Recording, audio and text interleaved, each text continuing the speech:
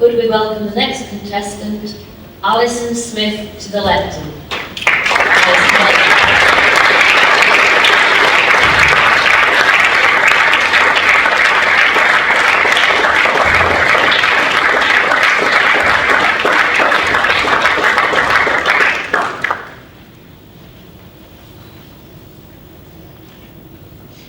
Chair, ladies and gentlemen, well, this was a most engaging, most reassuring speech. From the moment that the speaker came onto the platform and calmly arranged his notes on the lectern, I thought, well, I feel safe now. Now he's not going to stop, he's not going to get hysterical, and he's not going to punch the air. I think I know what's coming. And I did know what was coming. And that was nice. The title was very clear. And I thought, and I am a creature of habit, so I wondered how it will relate. What I liked was, first of all, looking at the friendliness of the speaker, the way that he moved forward. I'd like to talk about the gestures, but not at the moment. I'd like, first of all, to talk about the content and the way it was set out very clearly in sections.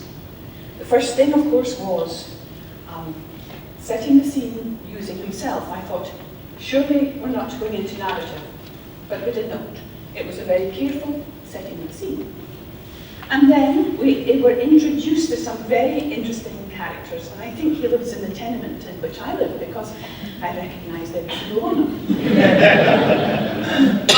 And I wonder if they take out the bins, because they don't in mine. But there was a clear message, and that was very interesting. The clear message is, do we stay as we are? Do we move forward into something else? Who are we? And that was a very interesting question.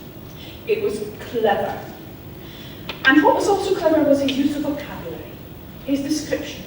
I liked his descriptions. There wasn't too much.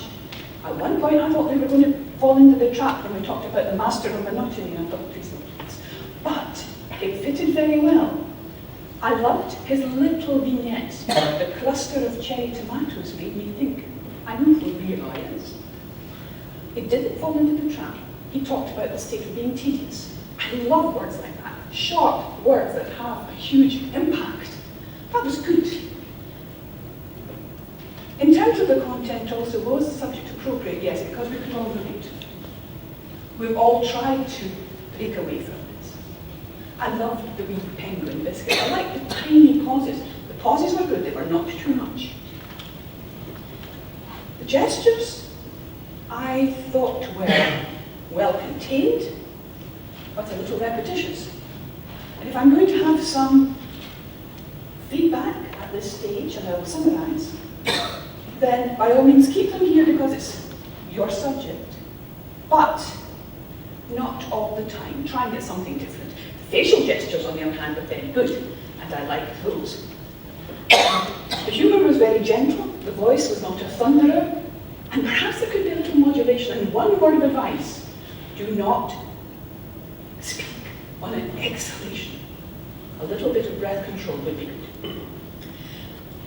Eye contact in general was fine, in the sense that the speaker was looking around the room, but looking around the room is not eye contact.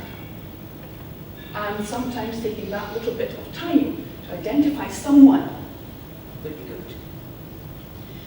The notes were largely unobtrusive, except once or twice, but my conclusion here is that this was a very engaging speech. The notes were there, the timing was well out, and my big piece of advice, leave out Leroy, or Brenda, or your toast. But when you're coming halfway to a speech and you see your lights, as I do, start to wind up. Make sure your speech has got a section that you can take and jettison. That's important. Thank you for your